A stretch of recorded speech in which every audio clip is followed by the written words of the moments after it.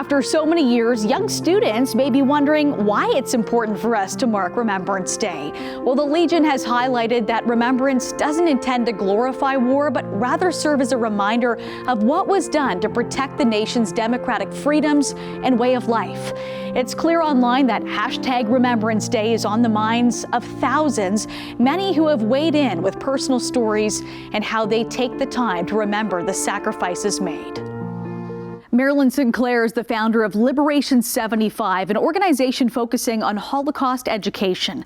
Marilyn, I want to first get your thoughts on the importance of Remembrance Day.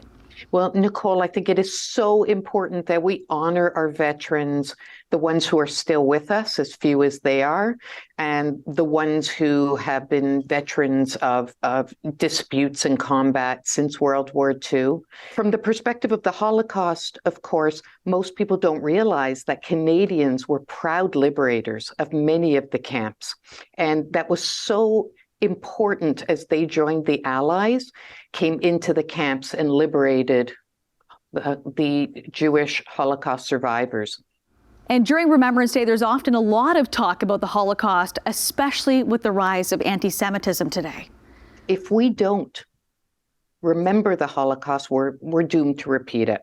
I mean, the late Max Eisen, who spoke to so many students across Ontario and Canada, said, without history, there is no memory. Without memories, there is no future. And we really need to heed those words of Max's and ensure that the memory of the Holocaust is never forgotten. So it doesn't happen again, not just to the Jews, but not to any group anywhere. We have said never again over and over again, and it happens over and over again. These students are our future. Maybe they can prevent it from happening in the future. Marilyn, one thing I found to be astonishing was your study this year that shows a third of North American students think the Holocaust is exaggerated or fabricated, and 40% getting their information from social media. Some of them saying that their understanding stems from films. So do films help explain the realities of what happened? Now, films and Holocaust films can be used very productively with students, but they have to be the right films and they have to be contextualized by the right educators. So the change in the curriculum that was just announced is so significant because it means not only are the students going to be educated starting in grade 6, but the teachers are going to be educated about how to teach the Holocaust. And the Holocaust is not a simple subject to teach. And a lot of teachers are afraid to even go there because they're afraid they're going to get it wrong.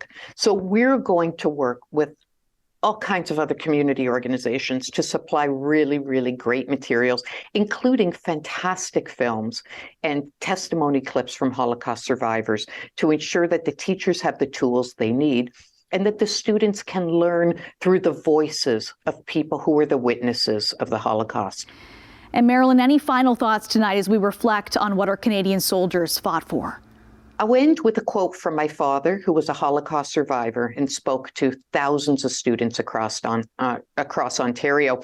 And he always ended his speeches by imploring the students to fight for the freedoms that we have in Canada, that this is an amazing country. We're so blessed to be in it, but freedom needs to be fought for, just like our proud veterans fought for the freedoms of this country. Everybody in this country has to fight for the rights of everybody else. And that is what's fundamental. And that's what our veterans fought for. And that's what people died for in the fields right across Europe.